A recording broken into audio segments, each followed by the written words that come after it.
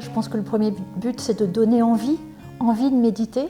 Le chapitre Pourquoi permet de voir si ça résonne en soi, est-ce que j'ai envie de méditer?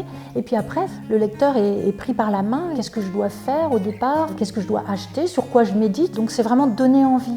Et aussi jeter un petit peu les idées fausses, parce qu'on pense que la méditation c'est pour se relaxer, or c'est pas du tout pour se relaxer. Il y a aussi beaucoup d'idées fausses autour du narcissisme, ça serait un peu se centrer sur soi et se couper du monde. Se recentrer sur soi, c'est justement pour être mieux au monde. Et je trouve que ça s'inscrit vraiment dans notre monde d'aujourd'hui où tout va très vite et on n'a plus le temps de se ressourcer à ce qu'on est à l'intérieur de soi et donc du coup de pouvoir apporter ce qu'on est. Donc tous les chapitres permettent d'accompagner la personne qui pourrait commencer à méditer, de l'accompagner pas à pas.